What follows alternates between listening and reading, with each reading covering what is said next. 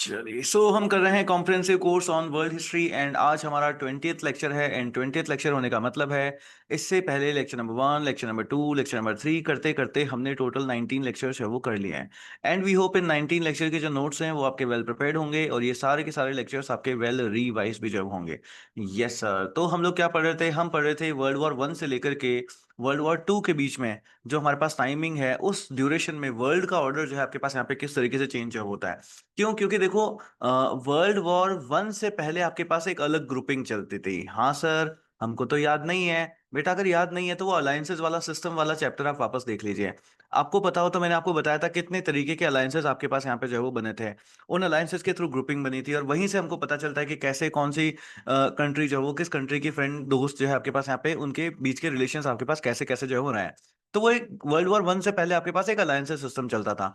वो alliances system के बाद में आपके पास वर्ल्ड वॉर 1 होता है। उस टाइम में आपके पास जो है वो ग्रुप्स बन जाते हैं, दो ग्रुप्स, एक जर्मनी आ जाता है, एक ऑस्ट्रिया आ जाता है, साइबेरिया होता है उसके साथ में, और एक अगर अपन देखें तो उसके अगेंस्ट में हमको कौन दिखता है?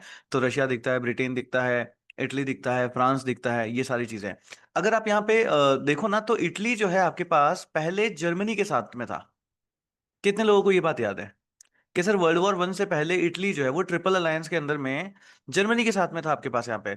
बट समहाउ उसके बाद में ये इटली आपके पास किसके साथ चला जाता है? फ्रांस के साथ चला जाता है। क्यों? क्योंकि जब इटली का यूनिफिकेशन वगैरह आपके पास यहाँ पे होता है तो फ्रांस उसके साथ जो है आपके पास यहाँ पे देता है। ठीक है, और भी इन लोगों के बीच में आपके पास यहाँ पे ट्रिटीज वगैरह होती है जिसकी हेल्प से, इसी वजह से जो जर्मनी के साथ में इटली ट्रिपल अलायंस के अंदर आपके पास यहाँ पे था, वही इटली वर्ल्ड वॉर 1 के अगेंस्ट के अंदर जर्मनी के अगेंस्ट में आपके पास यहाँ पे फाइट कर रहा होता है। और इसी को अगर आप देखोगे ना तो वर्ल्ड वॉर 2 के अंदर जब आप जाते जाते देखोगे तो इटली जो है वापस आपके पास जर्मनी के साथ जो है वो आ जाएगा। तो गेम चेंज होता रहता है, ग्रुप जो है आपके पास बदलते रहते हैं। यस, रियल लाइफ में भी यही होता है कि कब कौन किसका साथ दे कुछ पता नहीं होता। और इंटरनेशनल रिलेशंस में भी आपके पास यही चीज चलती है कि कब कौन किसका साथ देगा, ये जो है वो किसी को कुछ भी जो है वो पता नहीं चलता है। तो हम लोगों ने सारी चीजें देखी थी कि किस तरीके से आपके पास यहाँ पे चीजें हुई। हमने यूएसए को देखा था कि सर यूएसए ने जो है आपके पास यहाँ पे बहुत सारी पॉलिसीज आपके पास यहाँ पे अपनाई थी। ठीक है, न्यू डील तक आपके पास यहाँ पे हुई थी। उससे पहले लीग ऑफ नेशंस आपके पास यहाँ पे बनाया गया था। फिर उन्होंने अपनी इकोनॉमिक पॉलिसीज को अच्छा किया। उन्होंने डेप्थ ट्रैप के अंदर सबको फंसाने की कोशिश करी थी। किसके अंदर? डेप्थ ट्रैप के अंदर जो है वो सबको फंसाने की कोशिश करी थी। वो डेप्थ ट्रैप इन्होंने फंसाया, बट डेप्थ के बाद में इनके पास बहुत सारा पैसा भी आया, इनकी इकोनॉमी काफी स्ट्रांग हो गई। उसके थ्रू उन्होंने अपना इंडस्ट्रियलाइजेशन काफी ज्यादा कर लिया। बट इंडस्ट्रियलाइजेशन तो काफी ज्यादा कर लिया, सप्लाई बहुत ज्यादा हो गई, मगर डिमांड इतनी राइज कर ही नहीं पाए, लोगों के पास पैसा था ही नहीं। और इसकी वजह से हमने देखा था तो इनका पूरा का पूरा मार्केट जो है वो क्रैश कर जाता है। जब मार्केट क्रैश कर जाता है तो फिर वो एक न्यू डील करते हैं। न्यू डील कौन करते हैं? तो फ्रैंकलिन डी रोजवेल्ट जो आपके पास होता है, ये आपके पास यहाँ पे न्यू डील जो है वो करते हैं। और उस न्यू डील के अंदर क्या क्या चीजें रखी गई थी कि हम लोग जो है वो इकोनॉमिक रिकवरी करेंगे, सिविल अपलिफ्ट करेंगे, जॉब क्रिएशन करेंगे और इन्वेस्टमेंट इन पब्लिक वर्क्स जो है आपके पास यहाँ पे करेंगे। तो इन सारी चीजों को जो है हम लोगों ने यहाँ तक अभी जो है वो देखा था। उसके बाद हमने देखा था आपके पास यहाँ पे कि यूएसए जो है आपके पास कैसी पॉलिसी अपना लेता है? तो ओपन डोर पॉलिसी, इसको ध्यान रखना। ओपन डोर पॉलिसी जो है आपके पास यहाँ पे जो है वो अपनाने लग जाता है। आफ्टर दैट हम लोग यहाँ पे देखते हैं तो यूएसए के बाद में हमने यूएसएसआर को देखा था कि यूएसएसआर में आपके पास यहाँ पे क्या क्या चीजें हुई हैं। तो दो चीजों को मैंने आपको याद करने के लिए कहा था, एक तो आपके पास होता है वॉर कम्युनिज्म और एक आपके पास होता है new economic policy. War communism and new economic policy, इन दो को जो है हमने लास्ट की क्लास के अंदर बहुत ही डेप्थ में, बहुत ही इन डिटेल में जो हम लोगों ने यहाँ पे देखा था। तो हमने देखा था वॉर कम्युनिज्म आपके पास क्या है, तो उसने कहा था कि भाई प्राइवेट ट्रेड को जो है आपके पास यहाँ पे अबॉलिश करना है, लेबर को कंट्रोल करके रखना है, और बाकी जितनी भी सारी चीजें होती है उनको हमको क्या कर देना है? नेशनलाइज जो है वो आपके पास यहाँ पे कर देना है। उसमें बात करी गई थी कि प्राइवेट ओनरशिप आपके पास यहाँ पे नहीं होना चाहिए, state should determine what labour one needs and क्या चीज चाहिए उनको वो सब देना चाहिए, extreme centralisation of the economy होना चाहिए, and state should be the sole producer and distributor. State ही जो है वो प्रोड्यूसर होगा, स्टेट ही आपके पास कौन होता है? डिस्ट्रीब्यूटर जो है आपके पास यहाँ पे होता है। इसके बाद में हम लोग यहाँ पे देखते हैं तो इसके अंदर क्या क्या चीजें करी गई थी। तो इसके अंदर आपके पास यहाँ पे जो है नेशनलाइजेशन बहुत सारी चीजों का किया जाता है। इसमें एक ही पॉइंट ध्यान रखना है कि सर यहाँ पे इस टाइम में नेशनलाइजेशन ऑफ लैंड भी जो है आपके पास यहाँ पे कर दिया गया था। यस, लैंड को भी आपके पास यहाँ पे नेशनलाइज जो है वो कर दिया गया था। बैंक को नेशनलाइज किया गया था, शिपिंग को नेशनलाइज किया गया था, और हमने देखा कि फॉरेन ट्रेड तक को भी कंट्रोल करके स्टेट ने अपनी मोनोपोली जो है आपके पास उसके अंदर बना दी थी। हमने देखा था उसके बाद में यहाँ पे कि सर टू दे उन्होंने जो है वो डिस्ट्रीब्यूशन ऑफ फूड है ना, इसको भी आपके पास यहाँ पे कंट्रोल में, जो अपने यहाँ पे चलते हैं ना, पब्लिक वर्क्स वाले चलते हैं कि सर राशन वगैरह डिस्ट्रीब्यूट करती है सरकार वगैरह एंड ऑल। तो वही सारी चीजें आपके पास वहां पे भी जो है वो सारी सारी चीजें चलती है। बट वॉर कम्युनिज्म भी हमारे पास यहाँ पे हम लोग देखते हैं तो फेल हो जाता है, और ये फेलियर का रीजन आपके पास पास मेंस के एग्जाम में जो है वो पूछा जाता है। तो फेलियर के कौन कौन से रीजन हमारे पास यहाँ पे रखे हैं, तो इसका आंसर मैंने यहाँ पर आप लोगों के लिए प्रिपेयर करके रखा है। तो उसमें सबसे पहला हम लोगों को देखना है कि sir force requisition of grain आपके पास यहाँ पे हुई थी, कि जब लोगों को मुफ्त में दान मिलने लगा तो उन्होंने दे धनाधन बोला कि भाई 2 रोटी क्यों खाएंगे, हम तो आज से 4 रोटी खाएंगे, 5 रोटी खाएंगे। पहले एक ही टाइम का खाना खाते थे, आज से जो है 4 टाइम खाना खाएंगे, ब्रेकफास्ट भी करेंगे, लंच भी करेंगे, सारी चीजें जो हम लोग यहाँ पे करेंगे। क्यों? क्योंकि मुफ्त में का मिल रहा है तो क्यों नहीं खाएंगे, है ना। मुफ्त का वो चलती है ना कि मुफ्त का चंदन घिस मेरे नंदन, चलती है ना एक कहावत, याद है नहीं याद है? कितने लोगों को पता है ये कहावत कि मुफ्त का चंदन घिस मेरे नंदन? Yes, just give me a second. हाँ सर।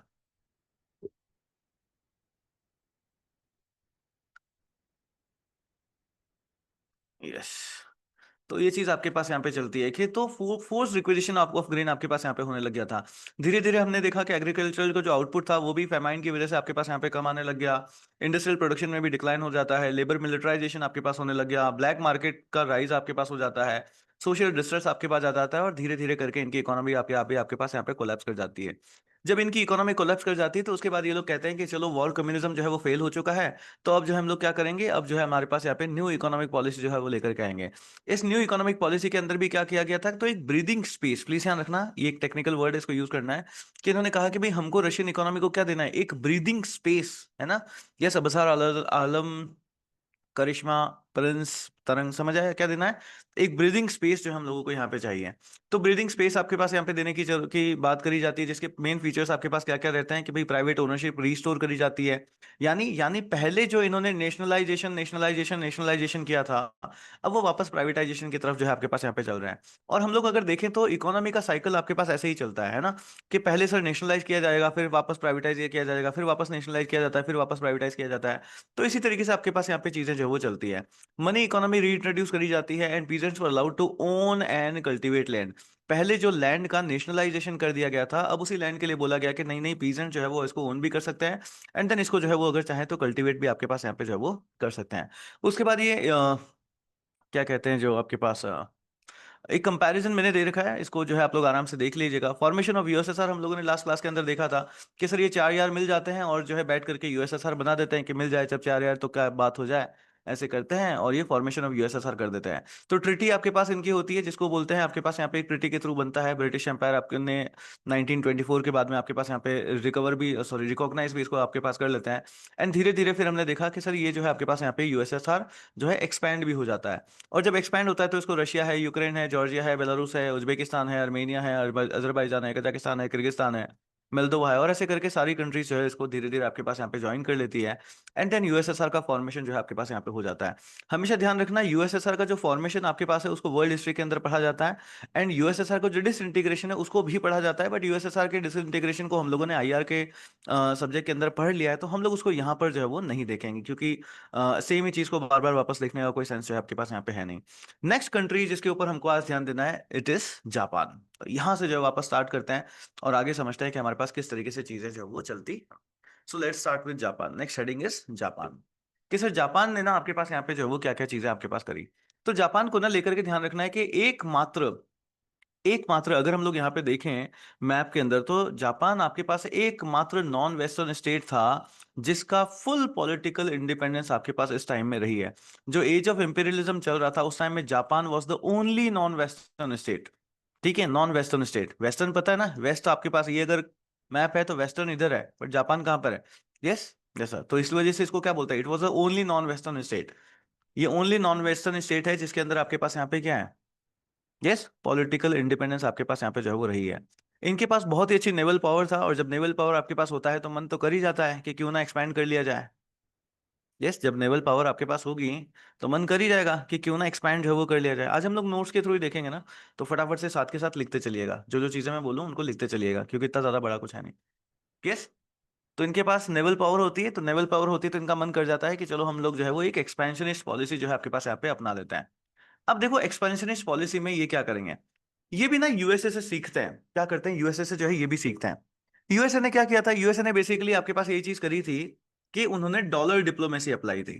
यस, डॉलर डिप्लोमेसी कैसे है कि पहले तो वो एक लड़ाई होगी तुम्हारे, तो दो लोगों के बीच में लड़ाई होगी तो वो बीच में कूद जाएंगे कि हम जो है तुम्हारे बीच में ट्रीटी कराएंगे, और उसके बाद वो क्या करते हैं, तो एक जने के ऊपर जो है वो वॉर गिल्ट डाल देते हैं, और वॉर गिल्ट के नाम के ऊपर उनसे बोलना जाता है कि वॉर रिपेयर का आपको पैसा देना पड़ेगा। अब वो कहता है कि मेरे पास इतना पैसा है नहीं, तो बोलते हैं भोलू तुम तंग क्यों हो रहे हो, तुम चिंता क्यों कर रहे हो, हम तुमको लोन दे देंगे। यस, चिंता मत करो, हमें शांति बनाए रखनी है, इसलिए हम जो है तुमको लोन दे देंगे। तो वो लोन के ट्रैप में फंस जाता है, और वो अपने ही से पैसा दे करके खुद ही जो है पैसा लेता है, और उससे ब्याज भी कमाता है, और उस ट्रैप के अंदर जो है वो एक कंट्री को अपने अंदर जो है वो फंसा लेता है। यही चीज आपके पास ना जापान भी अपनाता है। जापान भी क्या करता है कि जब कभी भी मान लो अगर इधर दो लोगों की लड़ाई हो रही है, तो उसके बीच में चला जाएगा, और फिर वहां पर जो है वो soft power and hard power दो चीजों का यूज करता है। किस किस चीज का? एक तो सॉफ्ट पावर और एक हार्ड पावर। सॉफ्ट पावर क्या होगा? वही कि हम तुमको हेल्प करेंगे, हम तुमको पैसा देंगे, हम तुमको आदमी देंगे, हम तुमको मशीन देंगे, जो कुछ भी चाहिए तुम हमको हमसे ले लो तुम्हारी ग्रोथ के लिए, और जब तुम लोग ग्रो कर जाओ तो उसके बाद जो है हमें वापस लौटा देना। अब उनको भी पता है तो ग्रो तो कभी करना नहीं है। यस, ग्रो तो होगा नहीं, क्योंकि ग्रोथ के लिए माइंडसेट चाहिए, सारी चीजों से आप मुक्त होकर के वो एक डायरेक्शन में चैनलाइज करो अपनी एनर्जी, वो सब कुछ चाहिए। आप तो जो है वो फंसे पड़े हो 10 जगह आपके ऊपर, कहाँ से ग्रो करोगे? नहीं करोगे। तो एक सपना दिखा करके उनको ग्रो करो ग्रो करो, हम आपको सारी चीजें दे देते हैं। बाद में जब वो ग्रोथ हो नहीं पाती, रिकवरी हो नहीं पाती, तो फिर हार्ड पावर का यूज करते हैं, और हार्ड पावर का यूज करके उनकी जमीन जो है वो हड़प लेते हैं। यस, उनके ऊपर अपना पूरा कंट्रोल जो है वो कर लेते हैं। तो यूएसए ने उसको डॉलर डिप्लोमेसी कहा था, जापान ने इसको अपनी एक्सपेंशनिस्ट पॉलिसी जो है वो कह दिया, कि हमने एक सॉफ्ट पावर यूज किया है, हमने एक हार्ड पावर यूज किया है। बट गिन चुन करके अगर हम लोग बातों को देखेंगे, तो फिर आपके पास यहाँ पे यही चीज आपके पास यहाँ पे जो है वो होती है। तो एक एक करके चीजों को जो है वो समझते हैं आपके पास क्या चीजें चली। ठीक है, तो बेसिक से जापान को जो है वो समझते हैं कि सर जापान शुरू से आपके पास यहाँ पे किस तरीके से जो है वो रहा। ठीक है, चलिए। तो जापान में आपके पास ना 1868 का एक टाइम होता है, 1868 का एक टाइम, 1868 की बात है।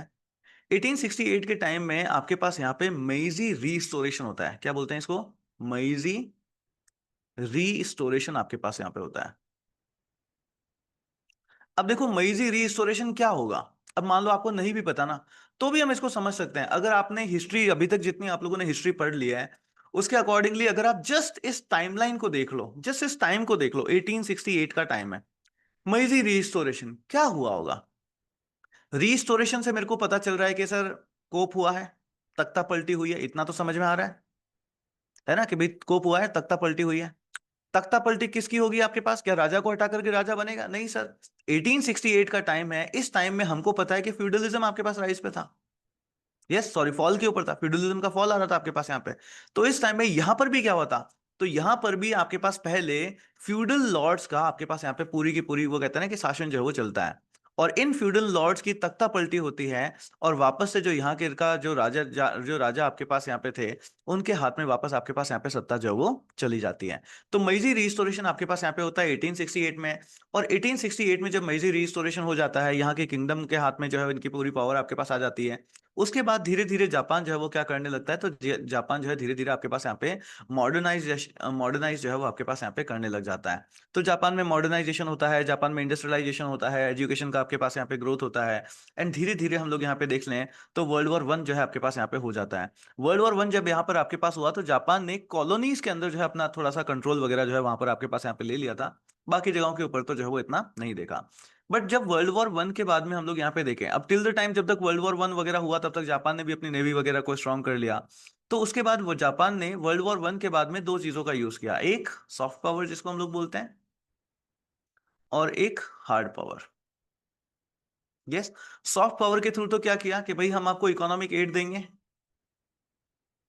ठीक है, पैसे वैसे से हम जो है तुम्हारी मदद कर देंगे, इंडस्ट्रियलाइजेशन करो, सब कुछ करो। तो इन्होंने इकोनॉमिक एड दी, और दी भी किसको? चाइना को।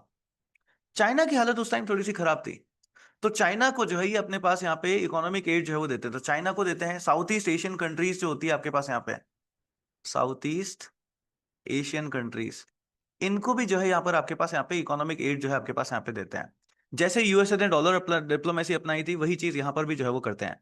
एंड जब इनका रीपेमेंट आपके पास यहाँ पे नहीं हो पाता है, जब इनका रीपेमेंट नहीं होता है, तो फिर वो क्या करते हैं, तो फिर वो जो है वो हार्ड पावर का यूज करते हैं। And what is hard power? Hard power is military का यूज। हार्ड पावर क्या आता है आपके पास यहाँ पे?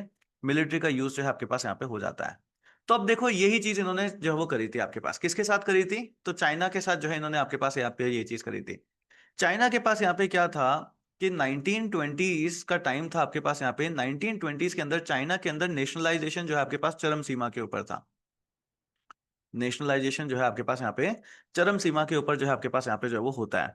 तो इस टाइम में चाइना में एक एफर्ट दिया गया था कि भाई हमको जो है वो चाइना को एक बना लेता है, यूनिफाई करने के लिए, चाइना को यूनिफाई करने के लिए आपके पास यहाँ पे एक एफर्ट जो है वो दिया जाता है। तो उस टाइम चाइनीज कम्युनिस्ट पार्टी जो होती है तो वो आपके पास यहाँ पे बहुत पावरफुल होती है। कौन सी? Chinese communist party. Chinese communist party जो है आपके पास यहाँ पे जो है वो काफी आपके पास स्ट्रांग जो है आपके पास यहाँ पे जो होती है। तो जापान ने जो है वो आपके पास उस टाइम में ओपोज किया चाइनीज यूनिफिकेशन को कि भाई चाइनीज यूनिफिकेशन नहीं होने देना है, क्योंकि चाइना अगर यूनिफाई हो गया, इतना बड़ा अगर आपके पास हो गया, तो जापान को टिकने देगा क्या वो? से जापान को देगा क्या? वो नहीं टिकने देगा। तो जापान को नहीं टिकने देगा। तो इस वजह से इस चाइनीज यूनिफिकेशन को जापान आपके पास अपोज करता है। यस एंड मुबारक हो। अब अपोज करेगा तो लड़ाई तो करनी पड़ेगी कि नहीं करनी पड़ेगी? लड़ाई तो आपको करनी पड़ेगी।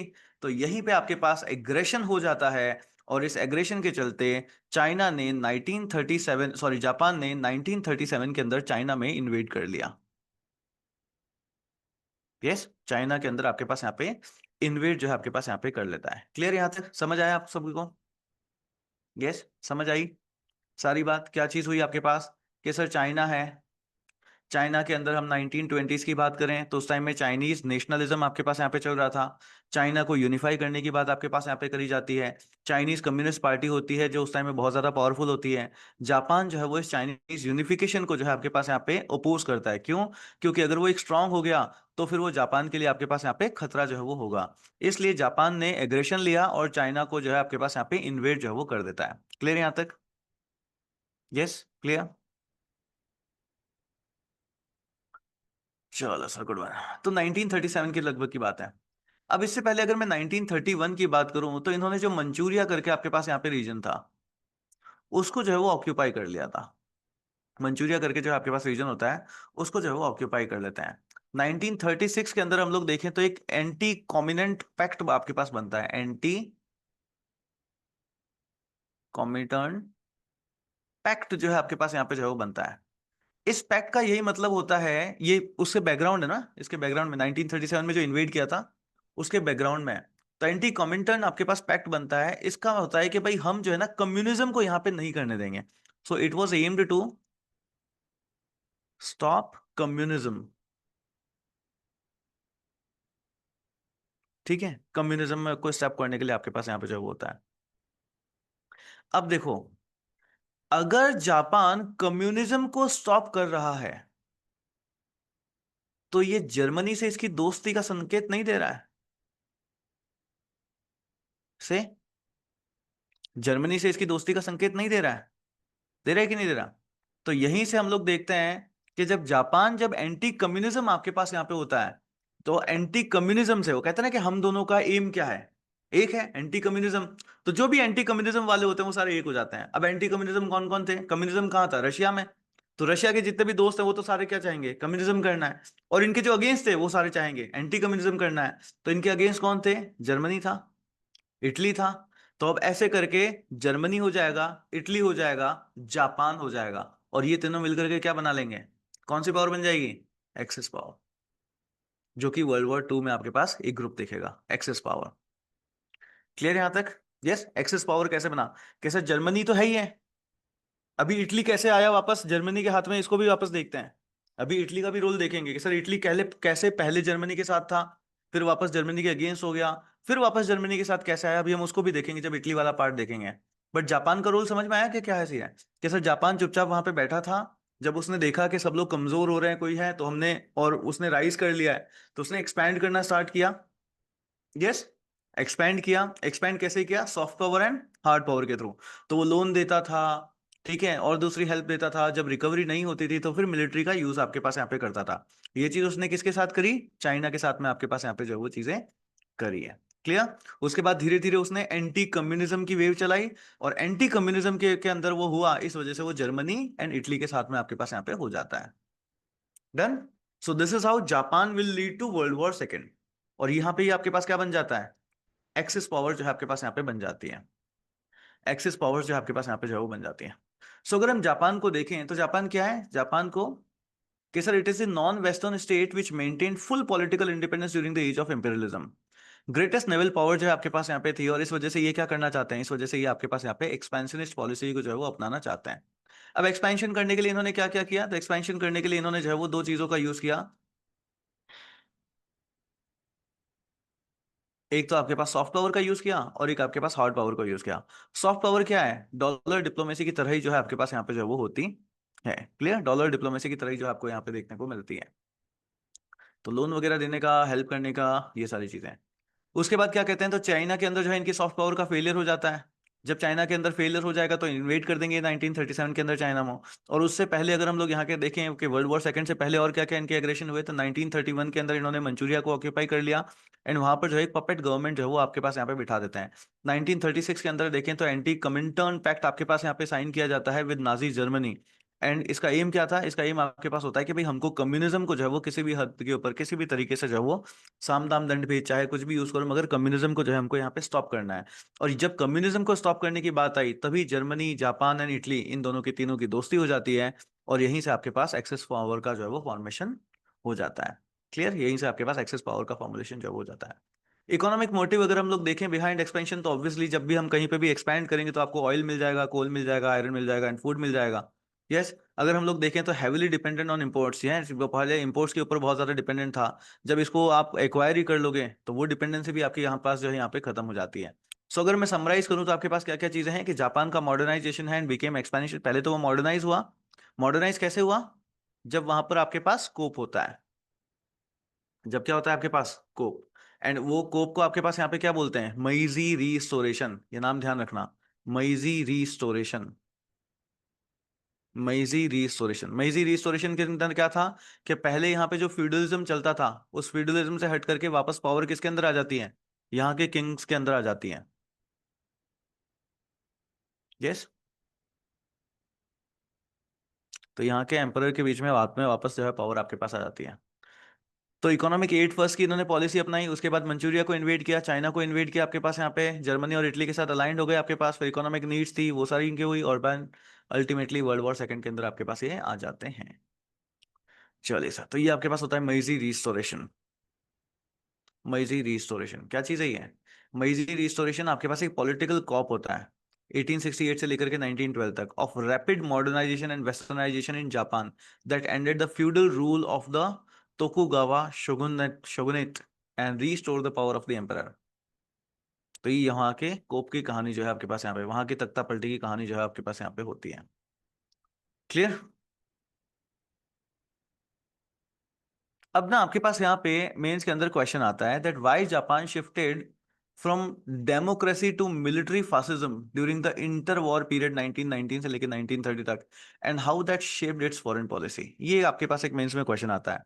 तो डरने की कोई जरूरत नहीं है, मैंने इसका पूरा का पूरा आंसर जो है आपके लिए यहाँ पे लिख करके रखा है पॉइंट वाइज। करेक्ट। तो होगा क्या, कैसे टर्न होगा, कैसे टर्न होगा, जो भी हमने अभी तक चीजें पढ़ी हैं उसी को आपको वापस यहाँ पे पॉइंट वाइज फिर से जो है एक्सप्लेन कर लेना है। सो जापान की पहला point, Japan desire to be a global power. क्यों, क्योंकि अब इसके पास नेवी की बहुत बड़ी पावर आ गई थी। देखो क्या होता है ना, जब आप पावरफुल हो जाते हो और आपके आसपास वाले कमजोर होने लग गए, तो आप भले कितने ही अच्छे हो, आपकी नीयत खराब हो ही जाएगी। यस, आपकी नीयत जो है आपके पास यहाँ पे खराब जो है वो हो ही आपके पास यहाँ पे जाती है। तो यही चीज ना आपके पास यहाँ पे जापान के साथ भी जो है वो होती है। क्या चीज आपके पास होती है यहाँ पे, just give me a second. हाँ जी। So Japan desire to be a global power. After world war one Japan wanted to be counted as a global super power की तरह काउंट होना चाहता था। इसलिए उन्होंने क्या किया, मिलिट्री की डोमिनेंस आपके पास यहाँ पे जो है वो बनाई। तो मिलिट्री डोमिनेंस लिया, एक्सट्रीम नेशनलिज्म लिया, और इसी को बोलते हैं मिलिट्री फासिज्म। इसी को बोलते हैं मिलिट्री फासिज्म। यस। इसलिए अगर हम लोग यहाँ पे देखते हैं तो शॉर्ट लिव डेमोक्रेटिक फेज भी जो है आपके पास यहाँ पे रहा है।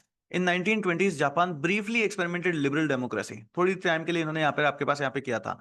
इन्होंने यहाँ पे यूनिवर्सल मेल सफरेज दिया था कि सिर्फ जो एडल्ट मेन होंगे उनको वोटिंग राइट्स जो है आपके पास यहाँ पे जो वो दिए गए थे। डेमोक्रेटिक स्पिरिट थी, पॉलिटिकल रिफॉर्म्स थे, ये भी सारे इमर्ज होने स्टार्ट हुए।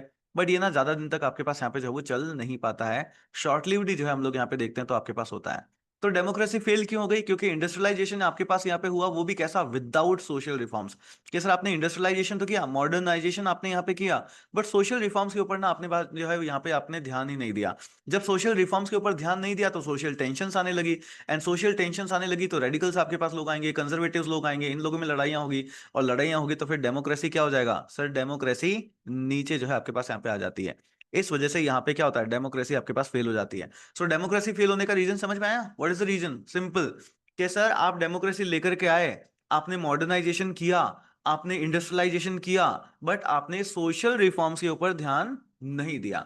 जब सोशल रिफॉर्म्स के ऊपर ध्यान नहीं दिया तो इधर से जो है आपके पास जो रेडिकल लोग हैं आपके पास यहाँ पे हैं, या जो कंजर्वेटिव्स हैं, वो लोग आपके पास यहाँ पे आकर के जो है वो खड़े होते हैं। इन लोगों में आपके पास यहाँ पे जो है प्रोटेस्ट वगैरह होता है, इन लोगों में कॉन्फ्लिक्ट होता है, और इससे आप लोग देखते हैं कि जो लिबरल चेंज चल रहा था और जो ट्रेडिशनल ऑर्डर चल रहा था, इन सब के अंदर आपके पास यहाँ पे एक कॉन्फ्लिक्ट आपके पास आ जाता है, और ऐसे करके हम लोग देखते हैं कि जो डेमोक्रेसी जापान के अंदर आनी थी वो आपके पास खत्म जो है वो हो जाती है। क्लियर?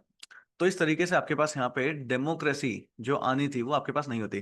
तो क्या क्वेश्चन क्या था आपके पास? क्वेश्चन हम लोगों ने देखा था, why Japan shifted from democracy to military fascism. तो डेमोक्रेसी से शिफ्ट के लिए पहले डेमोक्रेसी का डिक्लाइन तो समझाना पड़ेगा।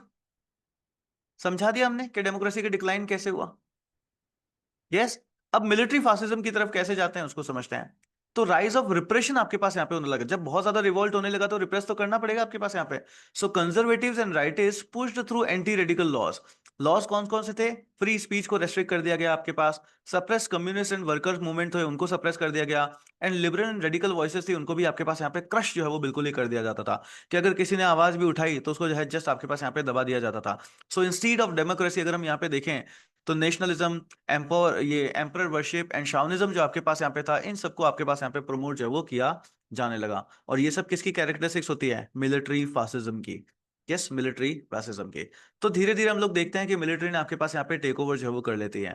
Military allied with the secret societies के साथ में अलाइड हो गई, एंड पैसिफिज्म है, लिबरलिज्म है, वेस्टर्न डेमोक्रेटिक आइडियाज थे, इन सबको क्या है? अपोज करना आपके पास यहाँ पे स्टार्ट कर दिया। एक प्रोपोगेंडा आपके पास यहाँ पे चलाया जाता है, Japan culture must be saved from foreign influence. कि जापान के कल्चर को, जैसे हिटलर ने आपके पास यहाँ पे प्रोपोगेंडा चलाया था, पता है ना, देखो आइडिया बहुत प्रोपोगेट करता है, बहुत जल्दी प्रोपोगेट करता है। तो इन्होंने भी आपके पास यहाँ पे वही चीज करी, मार्केटिंग।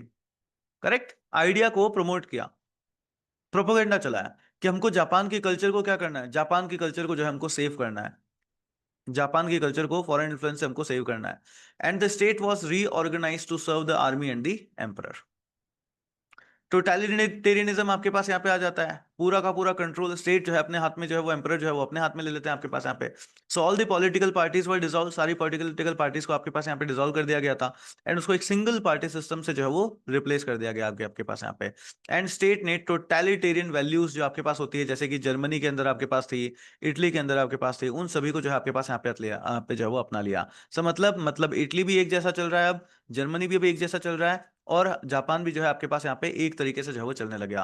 एंड नेशनलिस्ट मूवमेंट जो आपके पास था, it prepared the society for a total war against the West. किसके अगेंस्ट में? Total war against the West. Total war, total war क्या होता है?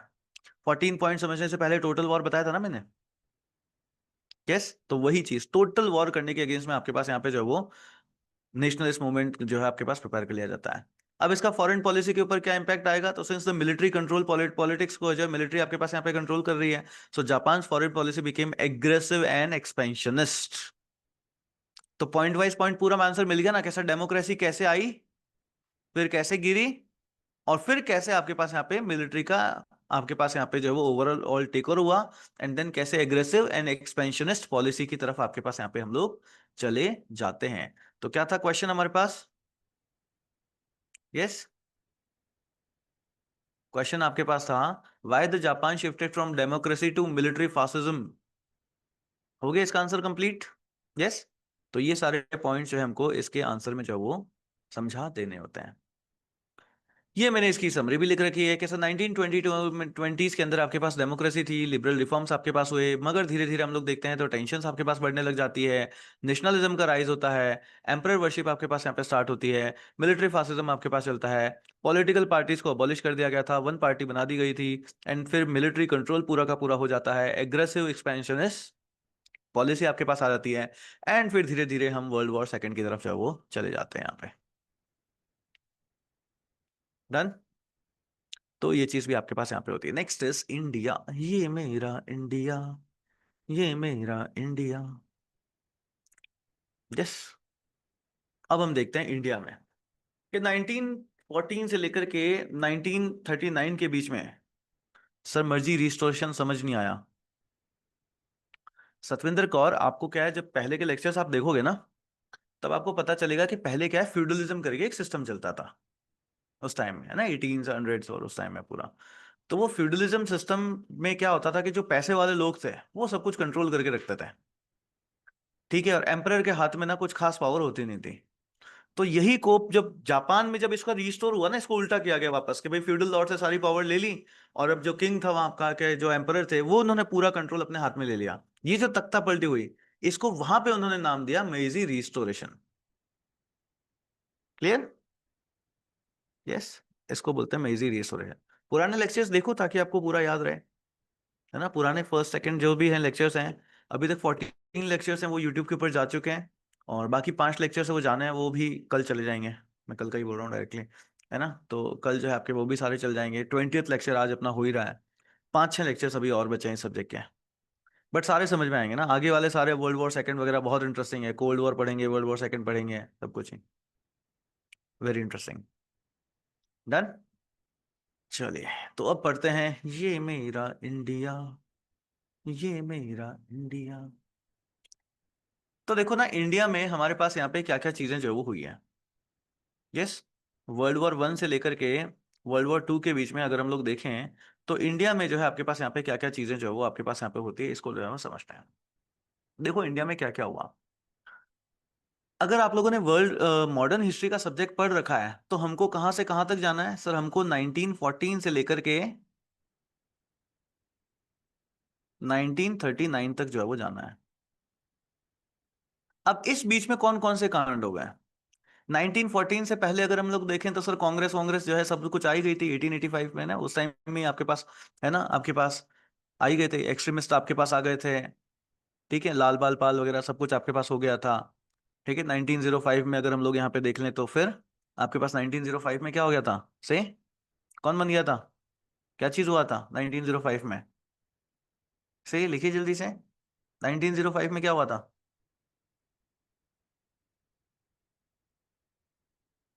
1905 में क्या हुआ था? किस किस को याद है?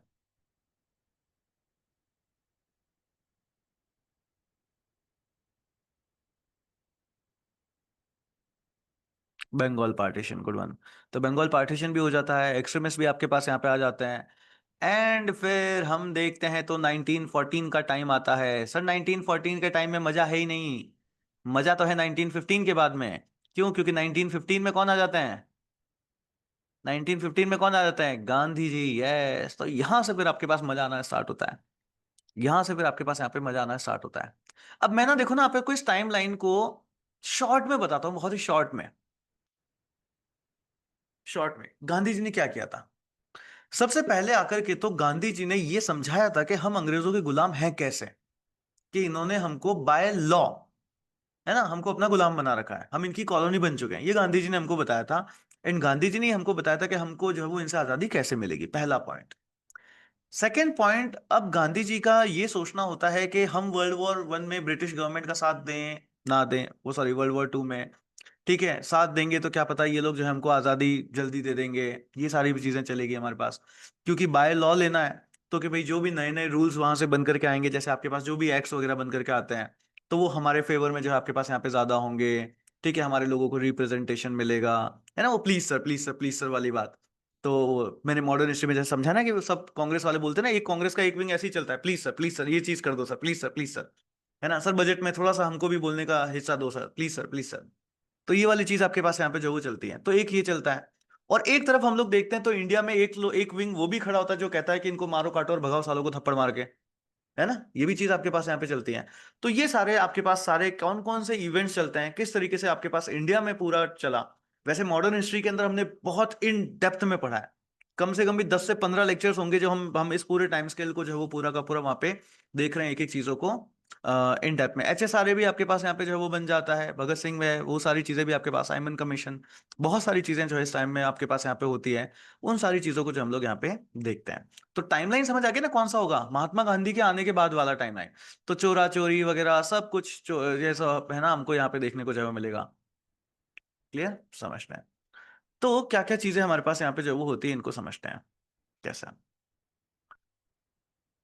सो लेट्स अंडरस्टैंड इंडिया,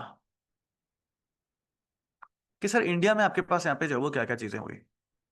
तो जब वर्ल्ड वॉर 1 आपके पास यहाँ पे हुआ, वर्ल्ड वॉर 1 के अंदर ब्रिटेन ने पार्टिसिपेट किया था। हाँ सर, ब्रिटेन ने बिल्कुल पार्टिसिपेट किया था। और जब ब्रिटेन ने पार्टिसिपेट किया तो ऑब्वियसली ब्रिटेन की तरफ से हम लोग यहाँ पे देखेंगे तो इसका भार जो है वो हमारे ऊपर भी आता है कि नहीं आता है। सो बिल्कुल इसका भार जो है हमारे ऊपर भी आता है। और इसकी वजह से जो हमारी इकोनॉमिक कंडीशंस थी, यस, वो भी कैसी हो जाती हैं, वो भी जो है वो आपके पास यहाँ पे फॉल जो है वो हो जाती है। अगर हम लोग देखें तो इंडिया के अंदर अनएम्प्लॉयमेंट का इश्यू आपके पास बहुत ज्यादा चल गया था उस टाइम में। यस, अनएम्प्लॉयमेंट का क्राइसिस आपके पास आ जाता है। अगर हम लोग देखें तो प्राइसेस जो है वो काफी ज्यादा हाई हो गए थे, मतलब सर महंगाई आपके पास बहुत ज्यादा बढ़ गई थी। एंड हम लोग देखते हैं तो इंडियन इंडस्ट्रीज जो आपके पास यहाँ पे थी, उन इंडियन इंडस्ट्रीज को भी एक बहुत बड़ी मार जो है आपके पास यहाँ पे जो है वो खानी जो है वो पड़ी थी। क्यों? क्योंकि सरकार तो आपके पास लड़ाई में जुलस चुकी है। तो क्या ही जो है चीज हम लोग यहाँ पे करेंगे। तो हर सेक्शन सोसाइटी का आप यहाँ पे ले लो, चाहे वर्कर्स को ले लो, पीजेंट्स को ले लो, आर्टिजन्स को ले लो, एजुकेशन यूथ को ले लो, हर कोई आपके पास जो है इस टाइमलाइन में आपके पास यहाँ पे जो है वो इम्पैक्ट आपके पास यहाँ पे हो जाता है। उसके बाद हम लोग देखते हैं टाइमलाइन आपके पास आगे से थोड़ा सा चलाते हैं तो 1919 का टाइम था। इस टाइम में हमारे पास क्या हो जाता है, जलियांवाला बाग हो जाता है। यस, जलियांवाला बाग जो है आपके पास यहाँ पे हो जाता है। उसके बाद हम देखते हैं तो गांधी जी आपके पास यहाँ पे आते हैं और गांधी जी का राइज आपके पास होता है। गांधी जी के टाइम में अगर हम लोग देखें तो 1917 का आपके पास यहाँ पे टाइम था। इन 1918 में इन्होंने अपने सत्याग्रह वाले एक्सपेरिमेंट्स कर लिए थे। सत्याग्रह वाले एक्सपेरिमेंट्स आपके पास कौन कौन से थे? तो एक तो चंपारण था आपके पास यहाँ पे, चंपारण के बाद में अहमदाबाद मील वाला था, अहमदाबाद मील स्ट्राइक। एंड एक अगर हम लोग यहाँ पे देखें तो खेड़ा सत्याग्रह। इसके थ्रू क्या था, तो ये इनके एक्सपेरिमेंट्स थे इंडिया में, वो इनके पूरे के पूरे जो है हम लोग यहाँ पे देखते हैं तो कंप्लीट जो है वो हो जाता है। एंड इसके बाद में ही महात्मा गांधी ने ये चीज बोली थी कि आज से हमको क्या करना है, आज से अब हमको सत्याग्रह का यूज करना है। किसके अगेंस्ट में? ब्रिटिश गवर्नमेंट के अगेंस्ट में। और ये आग्रह करके जो है हमको हमारी पूरी इंडिपेंडेंस जो हम लोगों को यहाँ पे जो है वो लेनी होती है। Yes sir. उसके बाद हम लोग देखते हैं तो इसी टाइमलाइन में ही हम लोग ये देखते हैं तो सर खिलाफत का इश्यू भी आपके पास आ जाता है। यस, खिलाफत मूवमेंट अगर याद हो आप लोगों को तो खिलाफत का इश्यू भी आपके पास यहाँ पे आ जाता है। जो एनसीएम नॉन कोऑपरेशन मूवमेंट आपके पास चला था, वो भी हमारे पास जो है वो इसी टाइम में हम लोगों के यहाँ पे जो है देखने को मिलता है। इन सब की वजह से अगर हम लोग देखें तो जो लोग आपके पास यहाँ पे गांधी जी से बहुत ज्यादा जुड़ गए थे, बहुत सारे लोगों को अब पीपल पार्टिसिपेशन जो है हम लोगों को बहुत ज्यादा जो है वो मिल गया था। पहले इतने लोगों का पार्टिसिपेशन नहीं था, इलाइट क्लास के जो लोग थे है ना, या वो लोग तो अंदर पार्टिसिपेट, जो एजुकेटेड लोग थे वो तो पार्टिसिपेट ही नहीं करते थे। बट अब हम लोग देखते हैं ना तो गांधी जी के सत्याग्रह थ्रू अब मास पार्टिसिपेशन जो है हम लोगों को यहाँ पे जो है वो मिलने लग जाता है।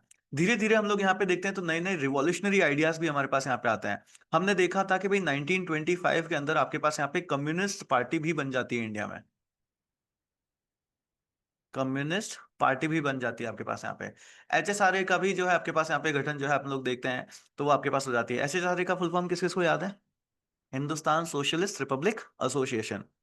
यस, इसी का पार्ट होता है आपके पास यहाँ पे। कौन कौन? भगत सिंह होते हैं, चंद्रशेखर आजाद होते हैं, सूर्य सेन होते हैं, प्रफुल्ल चाकी आपके पास होते हैं। ये सारे आपके पास यहाँ पे जो है वो होते हैं। तो HSRA हमको देखने को मिलता है। फिर 1927 हम लोग देखते हैं, 1927 के अंदर आपके पास साइमन कमीशन आ जाता है इंडिया में। साइमन कमीशन किस लिए आया था? How many of you do remember this? Simon commission किसके लिए आया था? यस, साइमन कमीशन किसके लिए आया था?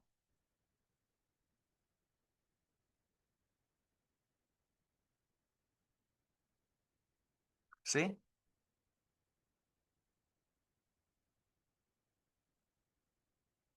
साइमन कमीशन किसके लिए आया था? My question is Simon commission किसके लिए आया था? अच्युत कह रहे हैं नॉन इंडियन, ये क्या बात हुई?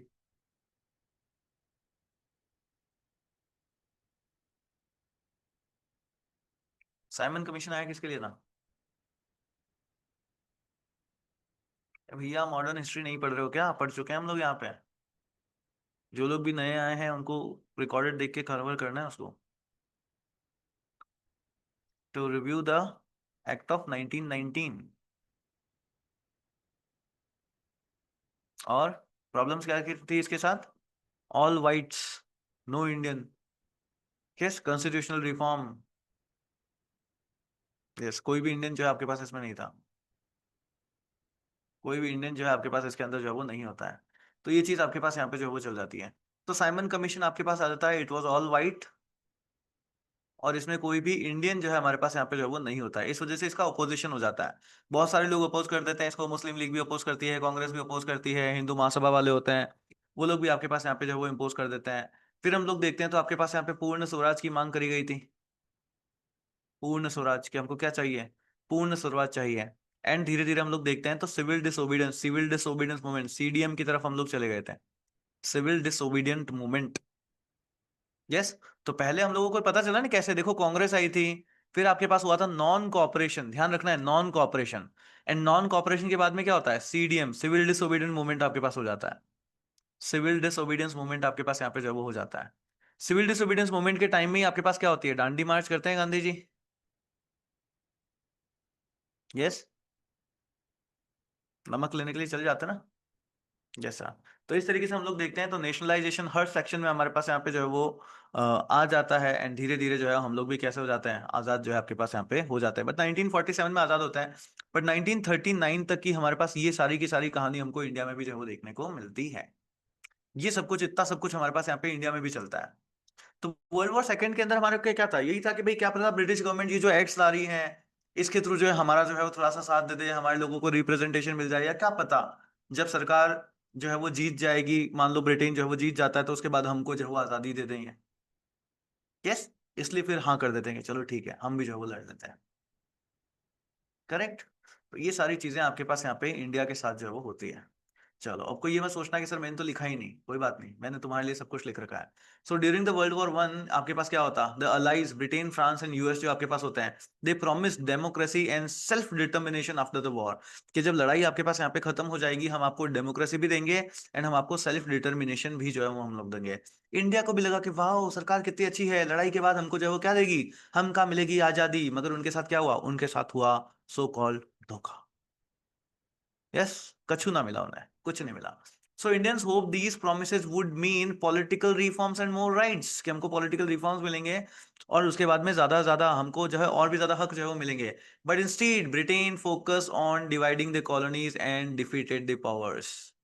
जर्मनी, ऑस्ट्रिया, इन सबको जो है आपके पास अमंग देमसेल्व्स।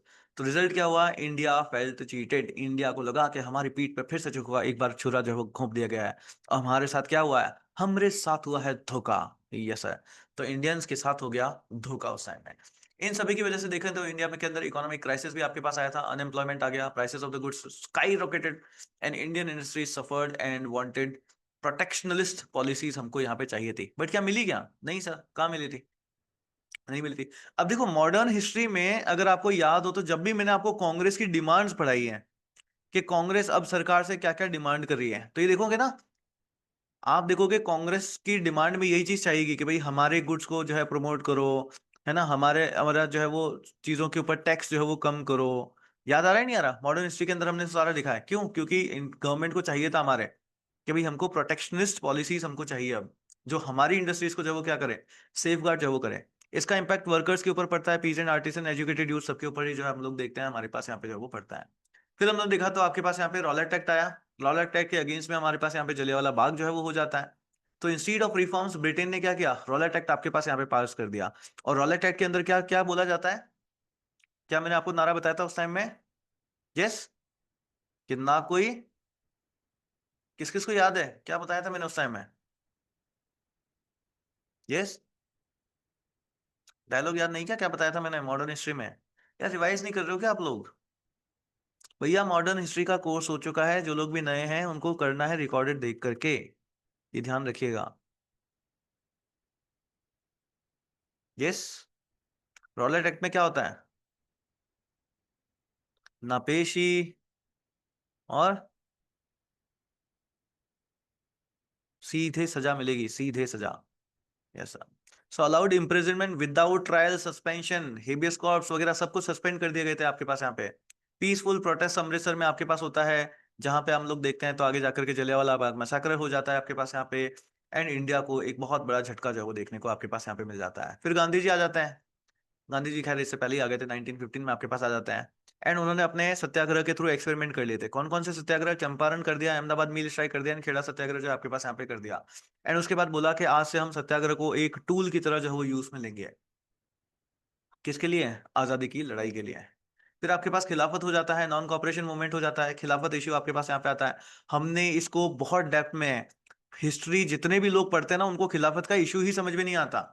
हमने बहुत डेप्थ के अंदर जो है वो मॉडर्न हिस्ट्री के कोर्स में इसको जो है वो कवर कर रखा है।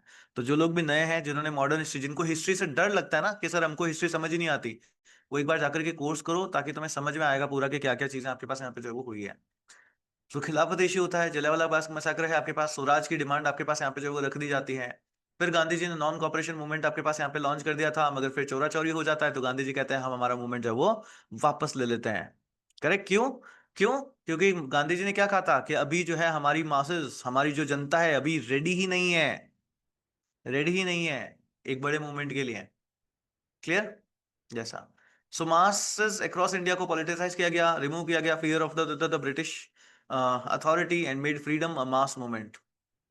फिर नए नए रिवोल्यूशनरी आइडियाज भी आपके पास आते हैं। कम्युनिस्ट पार्टी आपके पास आ जाती है, एचएसआरए आपके पास यहाँ पे आ जाता है, जिसमें भगत सिंह, चंद्रशेखर आजाद, सूर्य सेन, प्रफुल्ला चाकी वगैरह ये सारे होते हैं जो कि यूथ को आपके पास यहाँ पे इंस्पायर जो है वो करते हैं। उसके बाद हम देखते हैं तो साइमन कमीशन आपके पास आ जाता है, जिसको सब बोलते हैं कि boycott boycott, Simon go back, Simon go back, Simon go back. बोलते ना Simon go back, go back, go back. कितने लोगों को याद आ रहा है? ऐसे ही पढ़ा था ना मॉडर्न हिस्ट्री में कि मैं साइमन बोल रहा हूँ, फिर पीछे से go back, go back, go back, go back. Yes. लाठी पड़ जाती है, किसको पड़ती है लाठी? लाठी किसको पड़ती है? बताओ, याद आ रहा है नहीं आ रहा है? किस किस को लाठी पड़ती है उसमें? लाठी किसको पड़ी थी? गाइस रिवाइज नहीं कर, हाँ गुड वन, लाला लाजपत राय जी को लाठी पड़ जाती है। और उसी के चक्कर में फिर बाद में, yes good one, good one, good one, good one, good one. चलो बढ़िया है, अच्छा याद करके रखा है सारा। तो Simon go back, go back, go back, go back, ऐसे करके जो है आपके पास यहाँ पे नारे लग जाते हैं। क्लियर? तो साइमन गो बैक आपके पास यहाँ पे हो जाता है, इनका सब लोग अपोज करते हैं। क्यों? क्योंकि सारे के सारे अंग्रेजी थे इसके अंदर, इंडियन कोई आपके पास यहाँ पे था ही नहीं। पूर्ण स्वराज के बाद में आप बात की बात करी जाती है, आपके पास सिविल डिसोबीडियंस मूवमेंट आपके पास यहाँ पे लॉन्च कर दिया जाता है 1930 के अंदर। दांडी मार्च आपके पास यहाँ पे जो वो गांधी जी कर देते हैं। नेशनलिज्म की एक वेव आपके पास यहाँ पे पूरे के पूरी चीज आपके पास यहाँ पे चल जाती है। सारे पीजेंट्स हैं, वर्कर्स हैं, सब लोग यहाँ पर आपके पास पार्टिसिपेट करते हैं, इनके अंदर भी मूवमेंट चलते हैं। कराची सेशन होता है 1931 के अंदर, जिसमें कांग्रेस ने कहा कि भैया resolution on fundamental rights and economic policies, अगर किसी को याद हो तो इसको भी हमने इन डेप्थ में पढ़ा था। कराची सेशन में क्या क्या चीजें आपके पास, कब फंडामेंटल राइट्स की पहली बार बात करी जाती है, कौन इन पॉइंट्स को रखता है, कौन कौन से राइट्स की बात करी गई थी, और इन सबका इम्पैक्ट क्या है आपके पास यहाँ पे। तो इम्पैक्ट हमारे पास आता है कि भाई थोड़े थोड़े रिफॉर्म्स जो है हम लोगों को यहाँ पे दिए जाने लगे थे। It made the struggle truly a mass base, brought together diverse ideologies हमारे पास यहाँ पे आई। गांधी नॉन वायलिज्म, नॉन वायलेंस आया, सोशलिज्म भी आया, रिवोल्यूशनरी नेशनलिज्म भी हमारे पास यहाँ पे आया, and it resolve for independence हमारे पास यहाँ पे हुआ। लीडिंग टू लास्ट में क्या हो जाता है? क्विट इंडिया मूवमेंट जो है वो हो जाता है आपके पास यहाँ पे। अभी तक बहुत सारे लोगों को तो यही नहीं पता कि सीक्वेंस ऑफ इवेंट क्या है ना? सबसे पहले क्या होते हैं? सत्याग्रह होते हैं। उसके बाद क्या होते हैं? Non cooperation movements. उसके बाद में क्या होता है? Civil disobedience movement. उसके बाद में क्या होता है? Quit India movement. एंड इनके बीच बीच में, इनके पैरेलली अगर चार्टिंग प्रैक्टिस करी हो ना, तो फिर आपको सब कुछ याद आएगा कि इन सबके बीच बीच में क्या क्या चीजें जो है वो हुई है। क्लियर? तो ये सब कुछ आपके पास यहाँ पे इंडिया में जो है वो हो जाता है। सर आपने इसकी भी समरी बना रखी है। सर आप ना क्या करोगे उस टाइम में, एग्जाम के टाइम में, संडे ही होगा, आपकी हमारी जगह जाके पेपर देके आ जाना ना, यही काम रह गया मेरे पास। यस। तो मैंने देखो आप लोगों के लिए, सर बहुत मेहनत कर रहे हो आप। यस। ये देखो, तो सारी की सारी समरी भी कर ली कि वर्ल्ड वॉर 1 की प्रोमिसेस क्या हुए, ब्रोक कर दिए गए। वादे तो किए ही जाते हैं तोड़ने के लिए। सर इंडिया वालों को समझ नहीं आता था क्या उस टाइम में? बेटा उस टाइम में रात को 10 बजे वाली क्लासेस नहीं चलती थी ना, वरना तो सबको समझा देता मैं। जैसा, तो इस वजह से सबके सब भड़क गए, सबके सब जगीरा बन गए। यस, सबके सब भड़क गए, सबको गुस्सा आ गया। इकोनॉमिक हार्डशिप थी आपके पास, मास अनरेस्ट आपके पास आ गया, रॉलेट एक्ट हो गया, जलियांवाला बाग आ गया, टर्निंग पॉइंट हो गया, गांधी जी का राइज हो गया, सत्याग्रह से एक्सपेरिमेंट कर लिए, खिलाफत हो गया, नॉन कॉपरेशन हो गया, इससे बहुत सारे लोग जो है गांधी जी के स्वराज से जो है जुड़ जाते हैं। सोशलिज्म आ गया, रिवोल्यूशनरी मूवमेंट्स आपके पास आ गए, साइमन कमीशन आ गया जिसका बॉयकॉट हो गया, लाला लाजपत राय जी की मृत्यु हो जाती है, पूर्ण स्वराज की मांग करी गई, सिविल डिसोबीडियंस मूवमेंट हो जाता है, कराची सेशन होता है, right of and economic vision की बात करी जाती है, inter wars mass politicisation, strong nationalism and no की बात जो है आपके पास यहाँ पे कर दी जाती है। तो ये सारा होता है इंडिया के साथ। Next is Italy. Next is Italy. तो इटली को समझते हैं। सो देखो हमने किस किस को पढ़ा है। सर हमने यूएसए को बढ़ते हुए देखा है। यूएसए के बढ़ते ही क्या याद आना चाहिए आपको? क्या क्या याद आना चाहिए? सर डॉलर डिप्लोमेसी समझ में आ जानी चाहिए। फिर हमने सर यूएसएसआर को पढ़ा। यूएसएसआर को पढ़ते ही क्या क्या याद आना चाहिए? सर मास नहीं, क्या था? War communism, WC, war communism and new economic policy. Yes. इसी तरीके से डॉलर डिप्लोमेसी के बाद में यहां पर हम लोग देखते हैं तो यूएसए में क्या होता? क्रैश पड़ा था हमने, और क्रैश के बाद में क्या आती है? New deal. न्यू डील, नई डील करी गई थी। ऐसे चार्ट नहीं बनाओगे ना तब तक सब भूल जाओगे। चार्ट नहीं बनाओगे तो सब कुछ भूल जाओगे। सब कुछ ध्यान रखना है इस तरीके से कि सर हमने अभी तक क्या क्या चीजें पढ़ी है। सर हमने अभी तक पढ़ा है यूएसए को। यूएसए में क्या क्या चीजें पढ़नी है? सर यूएसए में ध्यान रखना है हमको डॉलर डिप्लोमेसी को। यस। यूएसए ने चाहता कि हम जो है वो शांति के दूत बनेंगे, हमको पीस ट्रीटीज के अंदर पार्टिसिपेट करना है। उस पीस ट्रीटीज के थ्रू उन्होंने डॉलर डिप्लोमेसी करी। उसके थ्रू क्या हुआ? उसके थ्रू इनका इकोनॉमिक ग्रोथ होता है। उस इकोनॉमिक ग्रोथ की वजह से क्या हुआ? इंडस्ट्रियलाइजेशन हुआ। ठीक है। बट इन सब के चक्कर में इन्होंने ये नहीं ध्यान दिया कि अपने पास तो पैसा बचा ही नहीं। इस वजह से क्या हो जाता है? क्रैश हो जाता है। और जब इनका मार्केट क्रैश कर गया तो फिर आपके पास इन्होंने क्या किया? इन्होंने क्या किया? New deal. New deal, new deal कौन लेकर के आता है? रोजवेल्ट। रोजवेल्ट। इससे पहले ये जो पीस ट्रीटीज वगैरह करी जाती है इन सब के अंदर क्या ध्यान रखा जाता था? 14 पॉइंट्स। 14 पॉइंट्स के थ्रू क्या बनाया गया था? 14 पॉइंट्स के थ्रू बनाया गया था league of Nations. League of Nations. Yes, league of Nations कौन बनाते हैं? Woodrow Wilson. Woodrow Wilson. बस ये इतनी सारी चीजें याद होनी चाहिए। उसके बाद यूएसएसआर को देख लो। यूएसएसआर को लेकर के क्या क्या चीजें ध्यान रखनी है? सर हमको सबसे पहले ध्यान रखना है एक तो वॉर कम्युनिज्म। उसके बाद में एक ध्यान रखना है कि जब वॉर कम्युनिज्म में फेल हो जाएगा तो फेल होने के बाद में यहाँ पे क्या आएगी? न्यू इकोनॉमिक पॉलिसी आपके पास यहाँ पे आती है। यस, न्यू इकोनॉमिक पॉलिसी आपके पास यहाँ पे आ जाती है। फिर ध्यान रखना है जापान को। फिर हमने पढ़ा जापान को। जापान ने क्या किया? सही। जापान ने क्या किया? सर जापान में पहले चलता था आपके पास यहाँ पे फ्यूडलिज्म। यस। फ्यूडलिज्म के बाद में क्या हो जाता है? Meiji restoration. उस मेइजी रिस्टोरेशन से क्या हो जाता है? मॉडर्नाइजेशन हो जाता है उसके बाद। यस। मॉडर्नाइजेशन हुआ। मॉडर्नाइजेशन के अंदर अब देखते हैं कि धीरे धीरे जो आपके पास यहाँ पे जो डेमोक्रेसी चलती थी वो डेमोक्रेसी फेल कर जाती है। एंड क्या हो जाता है? मिलिट्री का कंट्रोल आ जाता है। उस मिलिट्री के कंट्रोल के चलते ये लोग क्या कर देते हैं? एक्सपेंशनिस्ट पॉलिसी अपना लेते हैं कि हमको एक्सपैंड करना है। एक्सपैंड करने की पॉलिसी कैसे होती है? तो बोले दो तरीके हैं, एक है सॉफ्ट पावर और एक है हार्ड पावर। क्लियर सभी को? यस। सिंपल, बस इस तरीके से हमेशा यही होता है। ऐसे पढ़ते जाओ, ऐसे माइंड मैप्स ऐसे करते जाओ, सब कुछ अपने आप याद हो जाता है। उसके बाद हमने इंडिया को पढ़ा, और इंडिया के बाद में अब हमको देखना होता है इटली को। इटली को देखो, इटली सिंपल है। सबसे पहले आपके पास यहाँ पे ट्रिपल अलायंस चलता था, अगर अलायंस सिस्टम आपको याद हो तो। ट्रिपल अलायंस के अंदर इटली की जो फ्रेंडशिप आपके पास साथ थी वो जर्मनी के साथ थी। जर्मनी एंड ऑस्ट्रिया के साथ आपके पास यहाँ पे होती है।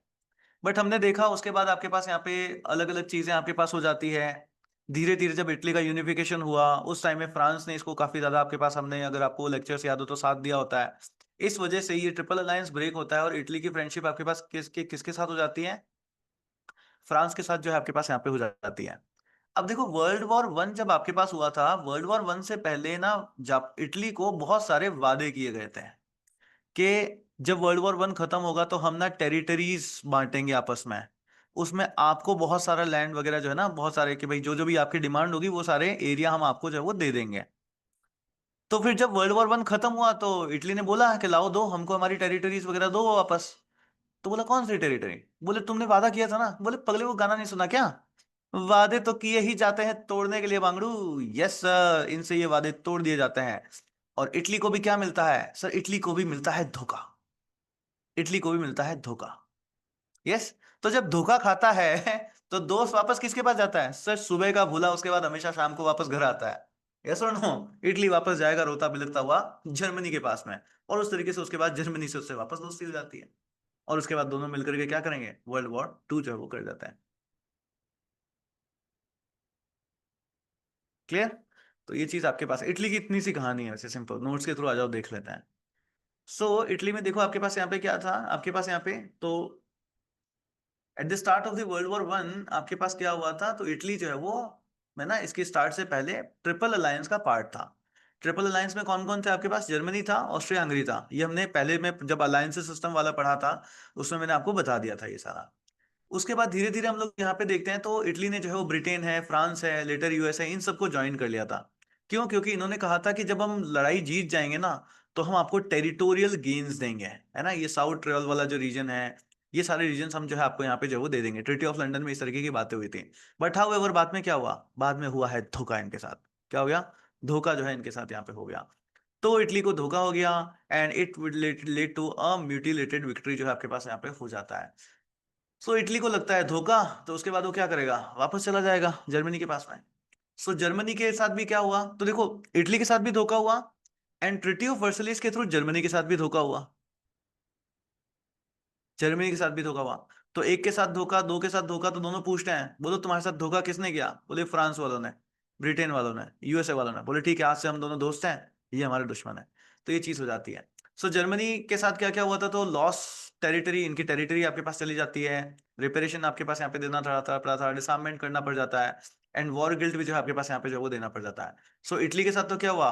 Italy angry at allies for not giving promise territories, के जो वादे तुमने किए थे, जो वादा किया वो निभाया नहीं तुमने। Yes sir. तो इन्होंने निभाया नहीं। और जर्मनी के साथ तो क्या हुआ? Angry at allies for humiliating punishing नहीं, कि यार इतनी सजा कौन देता है बे? इतनी सजा कौन देता है? ऐसे कोई करता है क्या? ऐसे कोई करता है क्या? यस। तो इटली के साथ तो क्या हुआ सर? जो वादा किया वो निभाया नहीं इन्होंने। और जर्मनी के साथ क्या हुआ? तो जर्मनी को सर इतनी सजा, इतनी सजा, इतनी सजा कौन देता है बे? यस सर, इतनी सारी सजा जो है इनको दे दी आपके पास यहाँ पे।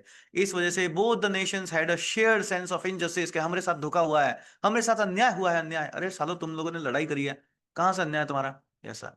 फिर भी कहते हैं कि हमारे साथ अन्याय हुआ है, हमारे साथ धोखा हुआ है। इस वजह से ये दोनों दोस्त बन जाते हैं। और फिर इटली जो है आपके पास जर्मनी को जो है वापस से ज्वाइन जो है वो कर लेता है। अगर हम बाद में देखो तो आपके पास यहाँ पे जो रिकवरी पाथ था इनका, वो भी दोनों का सेम होता है। जर्मनी में आपके पास यहाँ पे कौन आ जाएगा? हिटलर आ जाएगा, वो नासिज्म को प्रमोट करेगा। इटली के अंदर आपके पास मुसोलिनी आ जाता है, वो फासिज्म को प्रमोट करता है। क्लियर? यस। दोनों में, फासिज्म और नाजिज्म में भी क्या थी? सिमिलैरिटी। एक्सट्रीम नेशनलिज्म, कि देश से बड़ा कुछ है ही नहीं, है ना। देश से बड़ा कुछ आपके पास है ही नहीं। मिलिट्रिज्म आपके पास यहाँ पे होता है। ग्लोरिफिकेशन ऑफ द वॉर, है ना, कि जंग में मर जाना ही मेरा मुकद्दर है। Yes sir. वो कहता है मौत कैसी आए, कि बस जंग के मैदान में मरूं, बस ऐसी मौत आनी चाहिए। यस, ये सपने बन जाते हैं लोगों के। एंटी कम्युनिज्म आपके पास हो जाती है, डिक्टेटरशिप आपके पास यहाँ पे चलने लग जाती है। और यही वहां की आइडियोलॉजीज जो है आपके पास बन जाती है। फ्रेंडशिप टर्न इनटू अलायंसेस, धीरे धीरे यही फ्रेंडशिप बाद में अलायंसेस बन जाती है। So they supported Franco in Spanish war के अंदर जो है आपके पास यहाँ पे सपोर्ट किया। उसके बाद रोम बर्लिन एक्सेस आपके पास यहाँ पे ट्रिटी बन जाती है। और लेटर ऑन जापान ने भी इनको ज्वाइन किया, और इस तरीके से एक्सेस पावर्स आपके पास बन जाता है वर्ल्ड वॉर 2 के लिए। क्लियर? चलो, करिश्मा सारे नोट्स लिख लिए? है ना, नहीं लिखने होते हैं। रनिंग क्लास में, मतलब क्लास के टाइम में सीधा ध्यान सिर्फ याद करने पे लगाना चाहिए, ताकि क्लास का क्लास में याद हो जाए। लेक्चर को तो रिवॉच करो, तभी तो समझ में आएगा बेस्ट। बेस्ट तभी तो समझ में आएगा, वरना समझ ही नहीं आएगा। सर आपने समरी भी लिख रखी है? हाँ देखो, मैंने समरी भी लिख रखी है। Italy and Germany became friend post world war 1 because both were dissatisfied with the post war settlements. कि लड़ाई के बाद जो तुमने ये सेटलमेंट वाली बात करी है ना, हाँ ये तुमने गलत करी है ऐसा। फेल्ट बिट्रेयल, धोखा हुआ है इनके साथ by the allies, and later under Mussolini and Hitler found common grounds, एक जैसे ग्राउंड जो है इनको मिल गए for fascist nationalist ideologies. This shared resentment and ideology brought them together as allies in world war 2। Yes sir. Sir अब अथ प्रवीणा करा दो, वर्ल्ड वॉर सेकंड करा दो। बिल्कुल, अब हम कर देंगे वर्ल्ड वॉर सेकंड, मगर आज की क्लास में नहीं, वो हम करेंगे नेक्स्ट क्लास में। तो हम रिकॉर्डिंग को बंद कर लेते हैं।